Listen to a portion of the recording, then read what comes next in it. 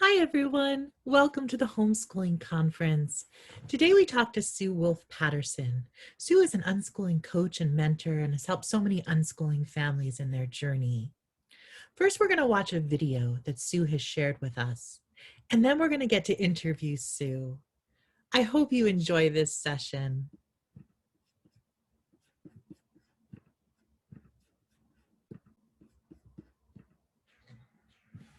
Hi there.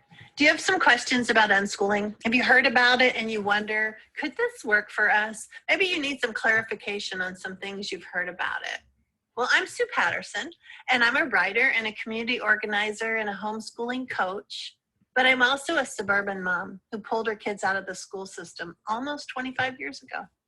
My kids are 31, 29, and 26 now. And doors did not close for them. They had all the opportunities that they wanted. And I want to show you how maybe this unconventional path could work for you too. So let's dive in.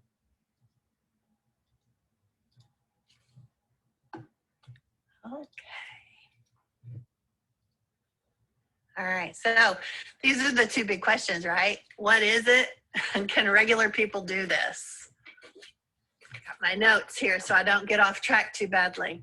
So let's just look at it. When we talk about unschooling, it's really simple. It's how humans are hardwired to learn. We do this without the school system stuff.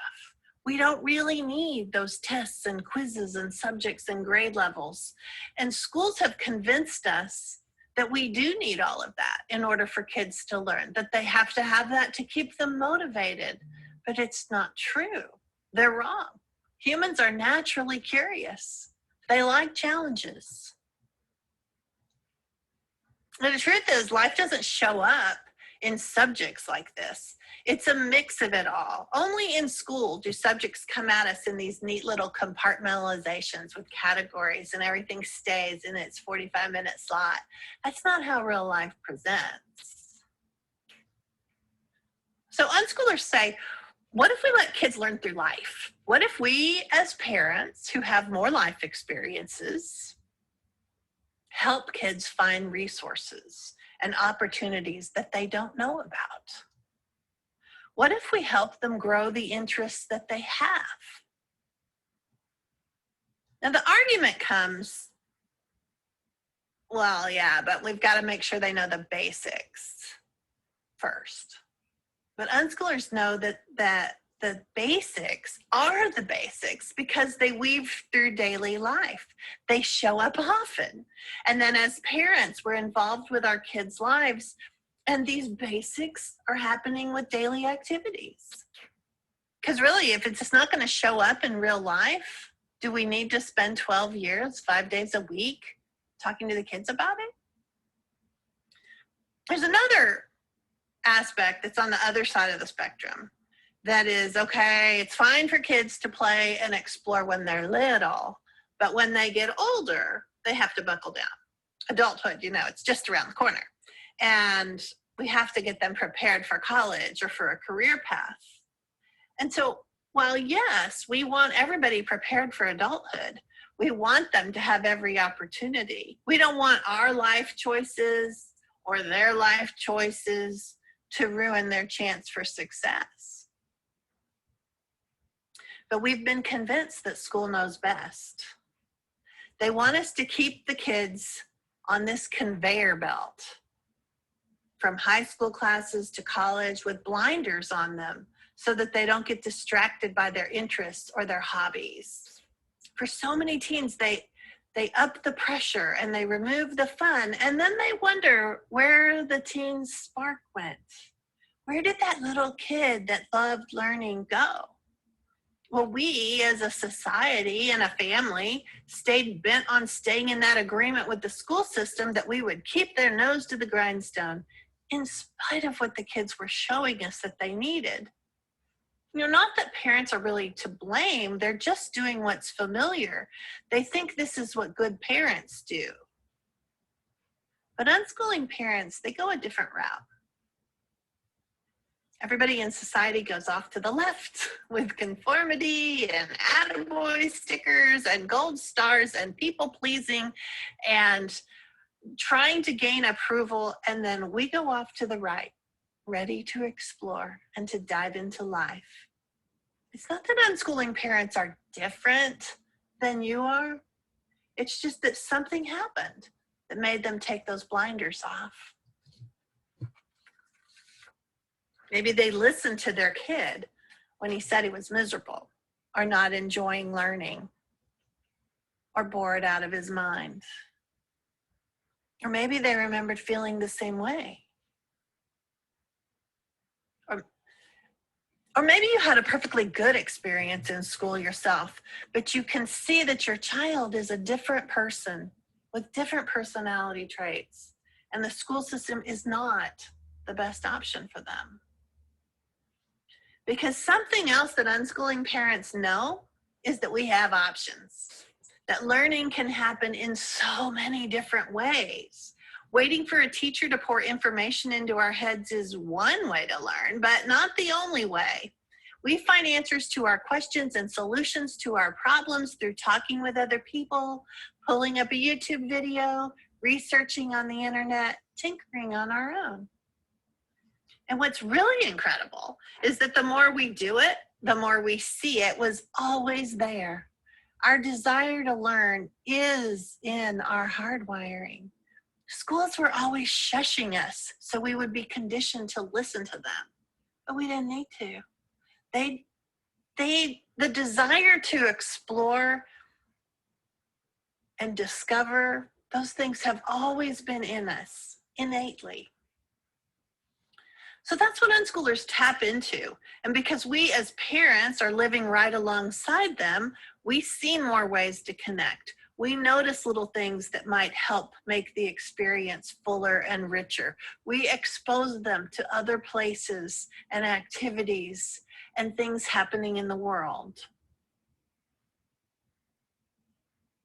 And this may feel foreign to a lot of parents, but it's in there. Unschooling parents, we didn't start off confident. I mean, a few maybe they were from the attachment parenting philosophy, and they just continued on with that parenting philosophy as the school bus pulled away from their neighborhood. But usually we start off worried and uncertain, but something in our gut says there's got to be a better way than what we're doing. And I remember when we first started, I thought, second grade, that can't be that hard. And if I botch it, I pay taxes. The school will take him back. But unschooling families, they come in from all different socioeconomic backgrounds, all races, with a variety of educational backgrounds. They're not all choosing from a religious path or hippies in a commune. They live in cities and in the country and in the suburbs and all over the world. Because unschooling works everywhere. The only thing that these regular parents have in common is that they decided that the status quo isn't going to be enough for them. So they're going to prioritize their child over what society says needs to happen. Because society doesn't really prioritize your child. That's your job. We can't expect a bureaucracy to care more about our kid than it does about keeping their system running effectively. The only problem, one of the problems, is that the system gets to decide what they consider effective or where they want to set the bar. But you can take back your kids and say, no thanks, I got this. Because you don't have to be a pioneer in this homeschooling thing. Thousands of families have cut a path for you to follow. Unschooled kids have done all the things you were told won't happen if you walk away from school. They've had social lives, they've gotten into college, they've started careers, they've gotten married, they bought homes, they had kids on their own, all because regular people decided to weigh out their options with their eyes open, armed with facts. They decided to make the needs of their own family the priority. So I added these two books on here. Homeschooled Teens is a book that I wrote a few years ago that talks to 75 different young people about what their life was like, so you can hear it firsthand. And then Unschooling Your Teens is a free ebook that I offer that you can access from either of these two websites. And I just really want you to know that you're not alone and you can do this. So reach out if you need a little bit of help. We can help. Thanks so much, Sue. Hi, Sue. Hey, Gina, nice to be here. I'm so happy you're here. So we just saw your amazing video, and I thought let's do a continuation conversation about what you do and what you have been doing.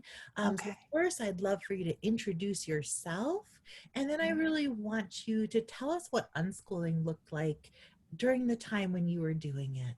Okay. Well, I'm Sue Patterson. Hi. We started unschooling back in the 90s, back during dial-up when you could start a load of laundry and then come back and then maybe it was back on. And it would be that thing where you'd lift the phone and everybody's get off, I'm I still hear that ding. A whole lot of your listeners have no idea what I'm talking about.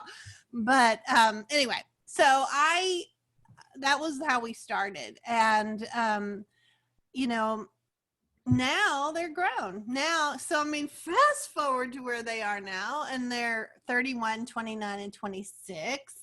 And what was really, I have just so much to tell you. Go for it. Go for it. Yeah.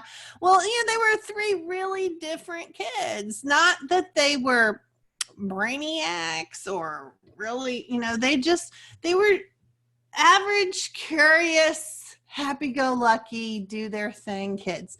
One was really involved, especially as they got older. One was really involved in like community service and leadership type things, and he loved that. He set up with a lot of help, but he set up a 4-H group that every month we did some community service project, because he wanted to do it with other people. He didn't want to do a highway cleanup alone. Gotta have other people there. Yeah. And so he, what he discovered was that, as unschoolers where we lived while they were teenagers, there were not a lot of them. And so what he discovered is that if he could pose it, make it so that the parents of the homeschooled kids that were doing a more structured, if it was something that they would see value in, he's not going to get anybody to come play video games with him, but he is going to get people to come do community service. And so we had a couple years of doing that, and he just loved it. And so that was him. And then he ended up, just to kind of follow with what happened with that, is we had an exchange student come and live with us when he was 12. He had 2 younger sisters. And so he's like, I want a brother. I'm like, we're done. And and so let's get an exchange student then. And it just fell into place, and it worked out great. And it was one of those real short-lived programs where it was 3 months and you didn't have to take him to a school or anything like that. It was ideal. And so he's like, I want to go to Japan. I'm like, oh. And so that we had Tomohiro came with us when he was 12, and 4 years later, Michael saved up enough money, went to enough little old lady garden clubs and talked to them about, I'll come back with my photos if you give me $100. Yeah. I just kind of figured out how to do that. And he went to Japan at 16 for 3 months and had a blast and learned a lot. And he just was really into other cultures and other just people and helping the world, And so he wanted, after that, he said, I want to go to the Peace Corps. Okay.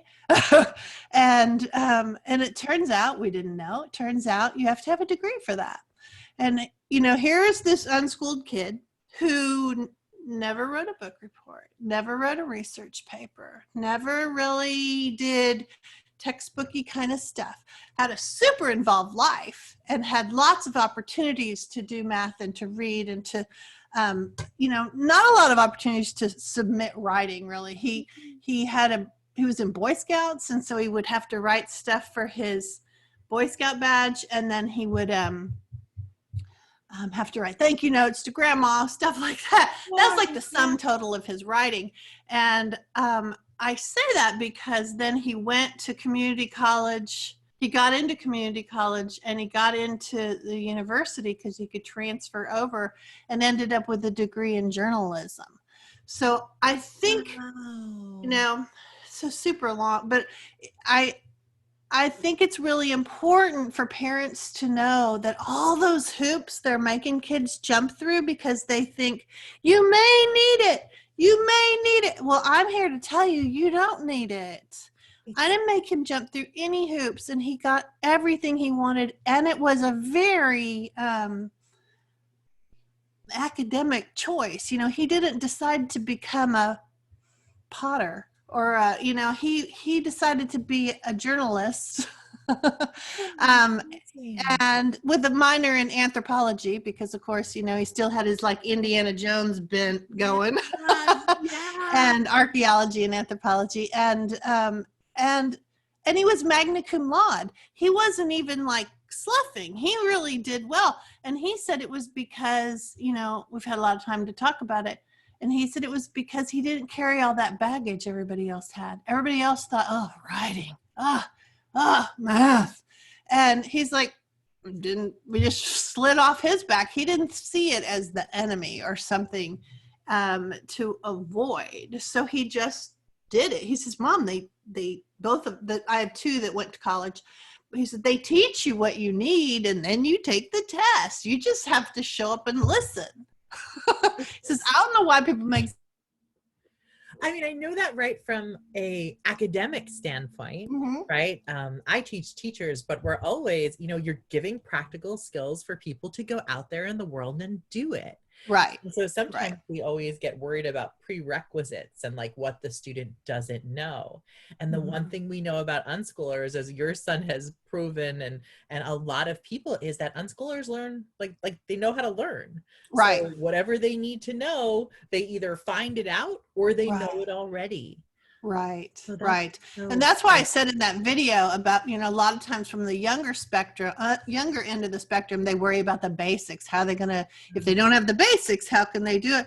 They have the basics. We all have the basics. We play with the basics every day, and it grows and it piles on itself. And then when they get older and they need some kind of a more abstract type of education, they've got all that life experience to hook it into. So they're like, oh, that's what you call it. That makes sense. What it was, right? Right. It's so interesting. Yeah, because we, in schools, you're clumped into subjects. Right. So here's math, and here's social studies, and here's English language arts, and here's, science. And in life, right? You not like that every day. I know you don't get it like subject based, but you get it all. I remember hating word problems. Yeah. I remember because I, just a regular kid. I liked my little, tell me 7 times 4, drill me. I know it. That's not how life presented. Life presents like one big word problem. You have to be able to figure out that part doesn't matter. That part doesn't matter. That's the part that matters. And you know what? It's really an interesting thing that when unschooling families live together and have projects and have activities and do things in the community and do things at home, they have all this opportunity to play with these word problems. It's like we're just living in a word problem. I love that. And I think that analogy is so amazing. I want to make a quote, right? Because that's I think we should do that. Okay. I'll think, how do I, I tend to go. That is so great. All right. So I want to move on to how you unschooled your kids and they're all adults now. Yeah. And so you took that and you created a coaching practice out of that. Oh, I did. What happened was I I had always wanted to write a book. I had gone to conferences for years because we went to all of them. And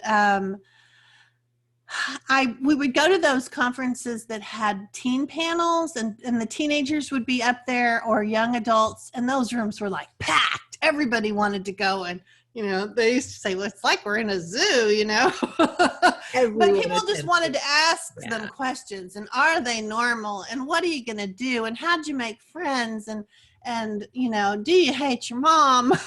All those kinds of things. And I thought, I need a book of that. I need a book with all of those questions, so I had like 25 questions that are like that. And so I had 75 kids that happened about the same time as the study that you and Peter did. Wow. And I had 75 kids answer questions like that. And how did you get in? Did you go to college? How did you learn? Will you do this with your own kids? All the kinds of questions that everybody wanted. So I was writing this book. And as I'm writing this book, and because I couldn't do it while they were younger, but 2 have left, 1 is still home. I'm writing, and I'm thinking, I'm coming to the end of the line here. I have all this information. I could just go get a job. I had a career before. I have a degree in nursing. I have, I taught nursing school. I could go back to any of that, but I really know this. I mean, I know it. And so I had 20 years, and with 3 really different kids. Michael was the community service. Katie was the actress. All she wanted to do was singing and dancing and acting. Alyssa was a real people person. She just wanted to have another sleepover or get together or play Britney Spears music or, so there were 3 so different kids. And I thought, I have a lot of experience to share to help people see that it doesn't just work with one kind of kid. It really works with all kids. And the thing about it is it has to do with whether the parents can reframe stuff in their head. It's not so much, well, my kid is, I remember knowing someone one time that said, it works for your kids, but my kids are broken. I'm like, broken? What a thing to think. And if you thought that, wouldn't that become like the biggest priority in your life to fix or to tune into? And so I think that unschooling parents tune into their kids. And so they see where can we grow these strengths? We don't focus so much on where are you coming up short, because we all have to be a nice mediocre. We bring everybody down, not too high, not too low. And instead we just focus strengths. What do you do? Because the other stuff fills in as needed. And it really helps them have the confidence that they need to face the world. If you have a real artsy kid, you don't need to do Algebra 2. You just don't. And if they ever needed it, they can go get it, And so I just think that I had all this information, and I thought, I got to be able to help parents do this, because their kids are miserable. Their kids are unhappy. They don't have great relationships with their kids. And I'm not some exemplary parent. I'm just an average. Where am I? I'm just an average suburban mom. I yelled at my kids. I did all the things that parents that get to the end of their rope do. And they were resilient little boogers. They did fine with it, because at the heart of it, they knew I was on their side. They knew that when push came to shove, they were my priority. And I think when kids know that, they can rest into a calmness that can allow learning to unfold. They can be who they are.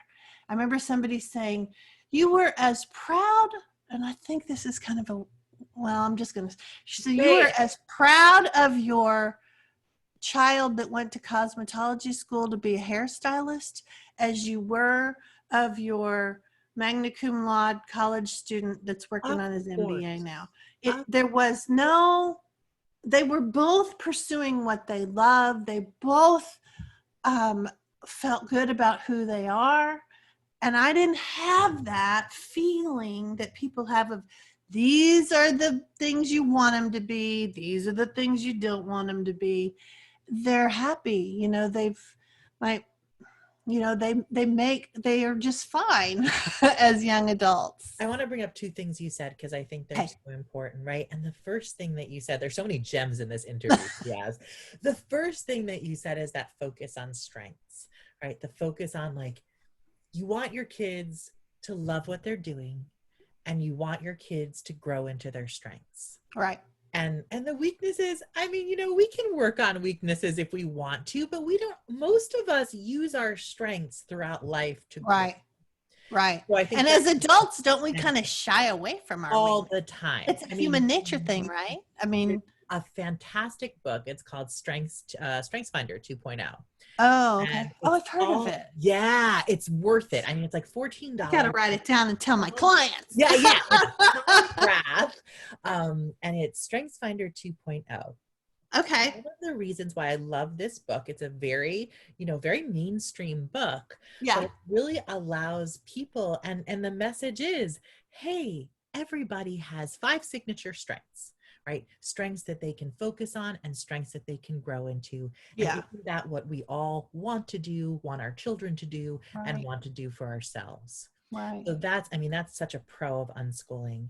The second thing that you brought up is like this parent mindset. And interestingly, with newer unschoolers, the concept of deschooling comes up all the time. Yeah. Mostly in the context of, I need to have my child or teen deschool. Yeah. But you bring up such an interesting point, because what you're saying is, and we found this in literature too. What you're saying is, not only do I need to have my child or teen deschool, but I, as a parent, also need to deschool. More so even than them. Wow. More so. You've had way more years of schooling, way more years of conditioning, way more years of society input of what's being a slacker and what's not, of, you're going to, do you want, just some really ugly language around it. Like, what's somebody going to be a loser, or somebody's going to be deadbeat, or a drag on society. All that stuff that we've heard that didn't really apply, because we're like, well, we're not. But it was conditioning us so that when we have these kids and they're like playing Minecraft for a very long time or on their phones, and we're like, oh God, they're not going to be a loser, are they? Oh my gosh. And then suddenly that fear grows like the boogeyman in the closet, right? And so, that's why parents probably, there's a thing that they talk about deschooling that is like, you need to have a month of deschooling for every year that you went to school. This is the first year I've ever heard of an equation. Right? Oh, really? I've heard it forever. Yeah, it's so. But I don't buy it. I think we deschool till we die. And I mean, I hate to be the bearer of bad news, but it isn't going away. Yes, there is no literature. I just want to tell our audience too, there's no literature on the equation about deschooling. Like, there never has been. I think what it was kind of like an invented thing, because people said, we've deschooled for 3 weeks now. Aren't we done? And so he's like, oh no, you're not done. One of the real reasons that I think you're not done, not only are you working on your own stuff, but while that's happening, you have this other variable happening.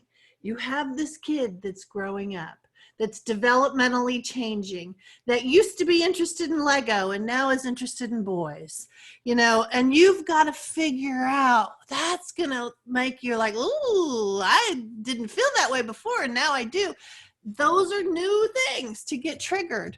Or grandma's saying, yeah, but I want him to go to my college. I want him to go to mine. And you're like, he's not interested in that.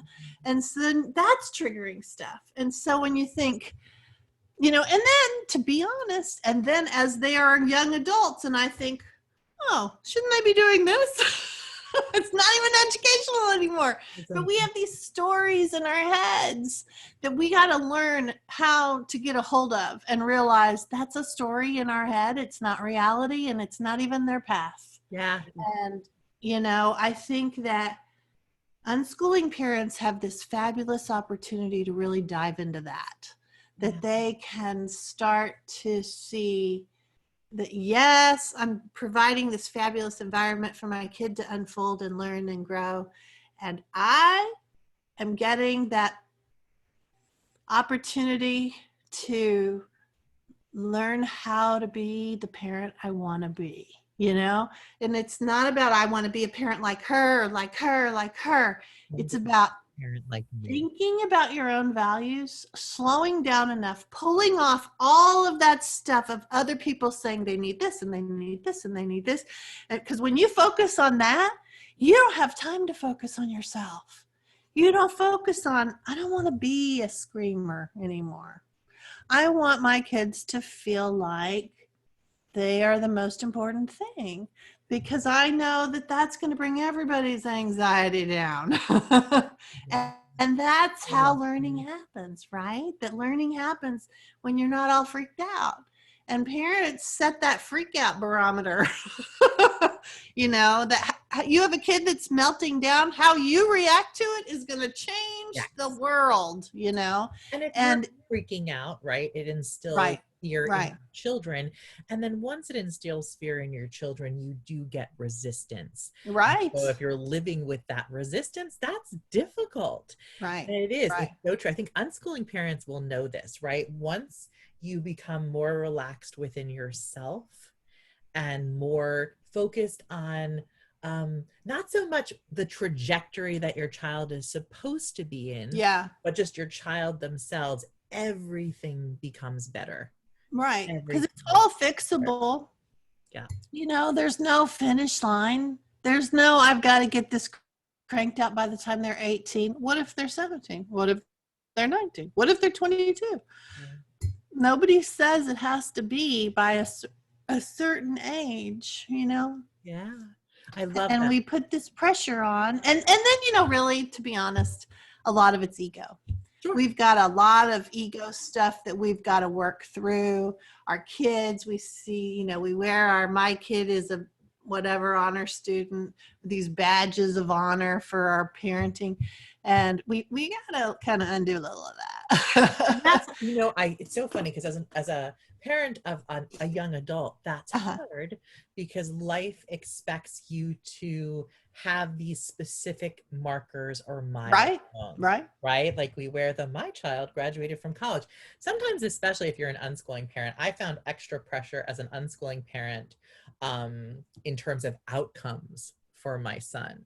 Right. So I had to be very careful not to, and still have to be very careful as a parent of an adult, not to impose those outcomes that are supposed to be happening on my own child, because he's an adult and he has his own life and his own strengths and his own interests. Yeah. So and it's hard too when you're talking to people who are regular suburban kids are still in school. They're trying to figure this out, because you want them to know that college is an option.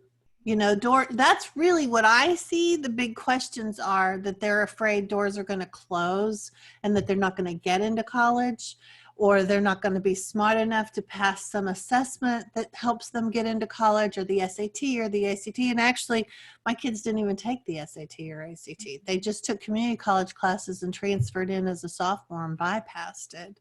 So when people hear that and they're like, what? It kind of like falls into that thing of, your permanent record that they held over your head for your whole life. And you're like, no one's asking me for it. And there's more than one path. There is more than one path. There's a lot college, of paths. to adulthood and all of it. Right. And I think as you move into unschooling and you start to see that the point is not to get your kids through the hoops, which is kind of what a public school parent, when I had my kids in school, that's what you're thinking. How do I get them through these hoops? And then what that does is you have this constant fighting at home because you're trying to get them through the hoops. And so when you decide, I'm going to focus on the kid and not the hoops, the whole thing shifts, right? I love it. So I'm also going to ask you about everyone's interested in benefits, but but also challenges. So I want to ask you, in terms of unschooling and specifically thinking of teens and adolescents, Okay. what are the benefits of unschooling and what are the challenges? Okay. I think the benefits are that your kid gets to become who they really are at an earlier time.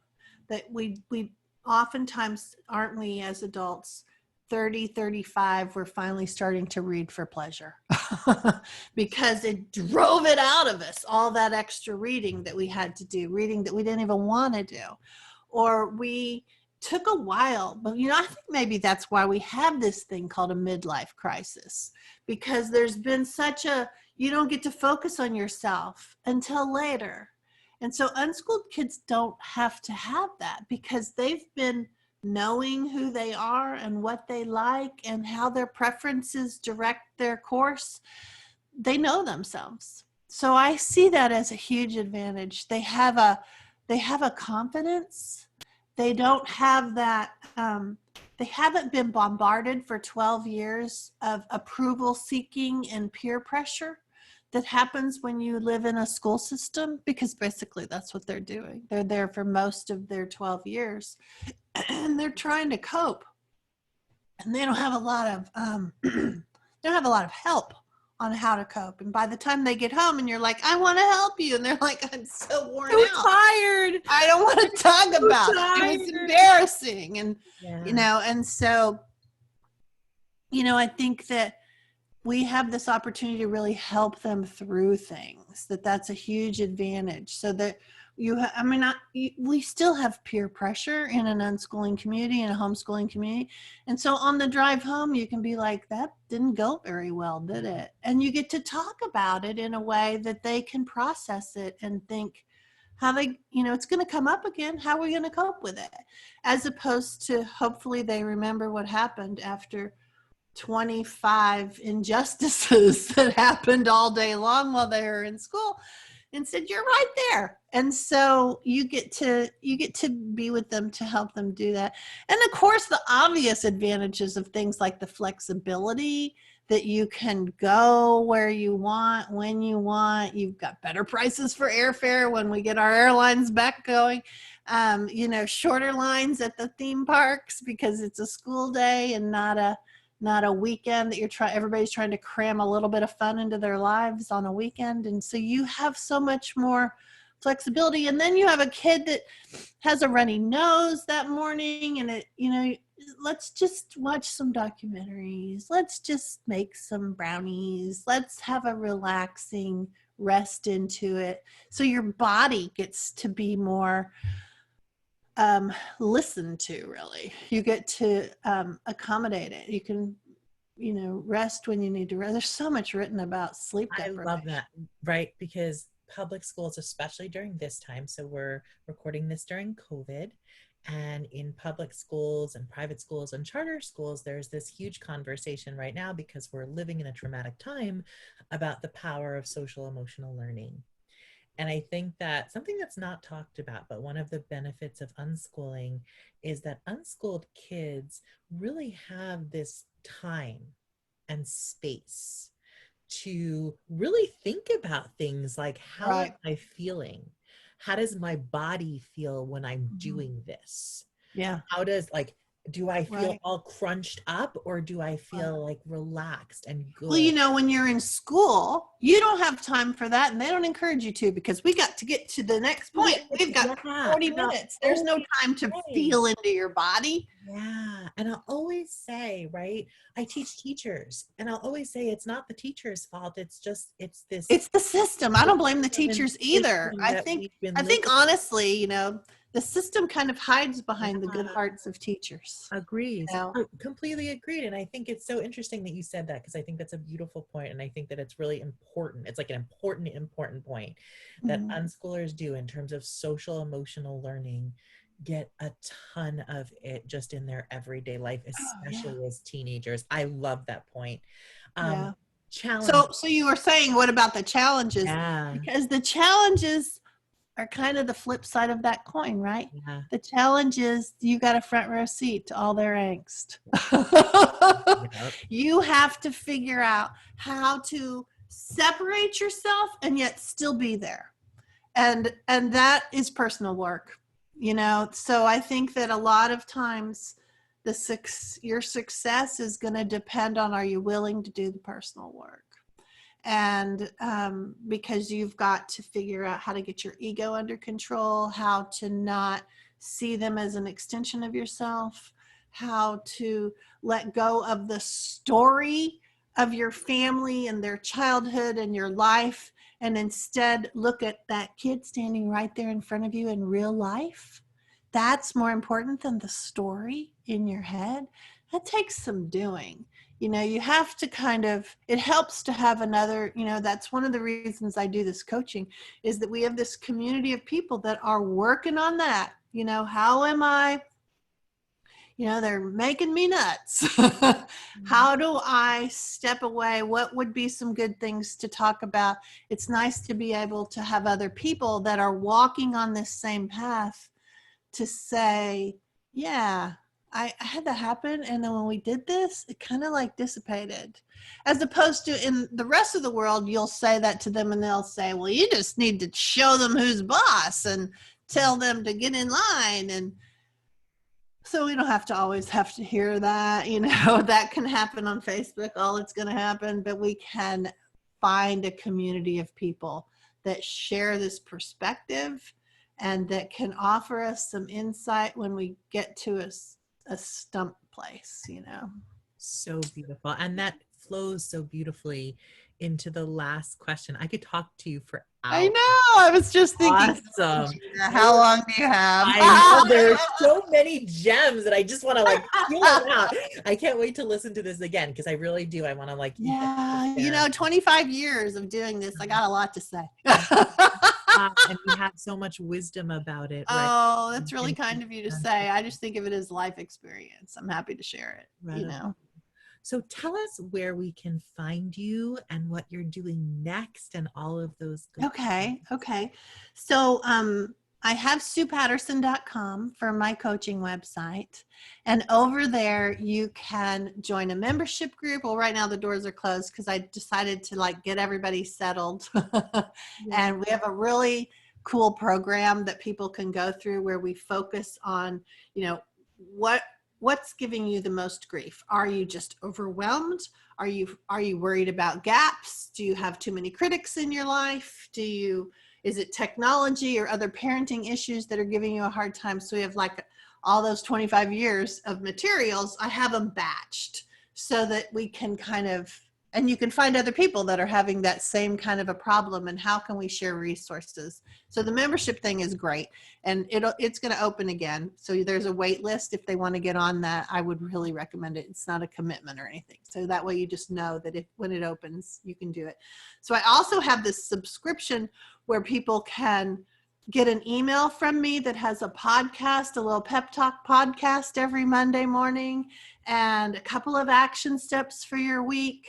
Just a little bit. Let's just keep unschooling to the front of your mind. So it's a good second option.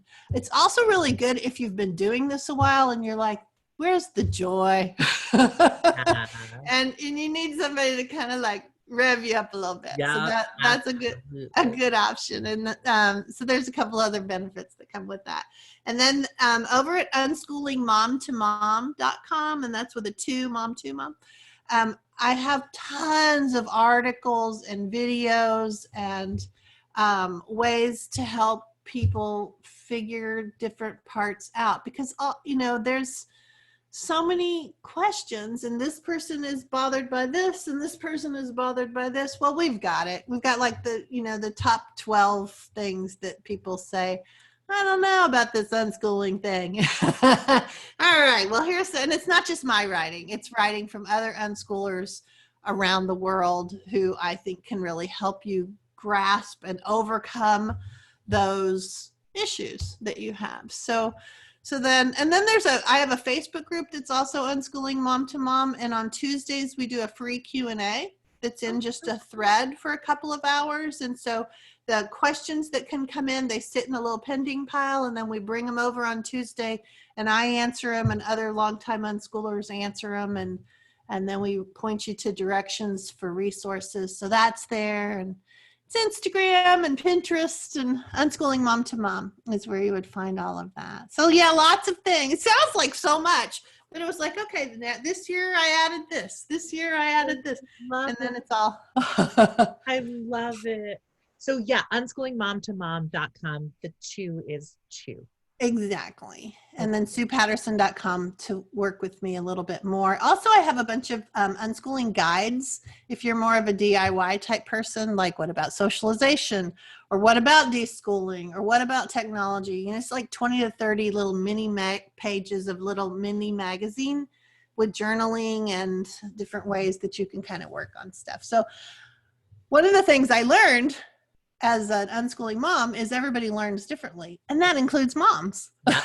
You know, that, and dads, that we learn differently. And so some people want to read it, some people want to, I have a YouTube channel, some people want to watch it, some people want to listen to it in a podcast.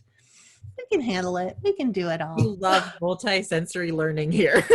Right? It just helps. And some days you're like, I am not reading another thing. Yeah, you can just watch you.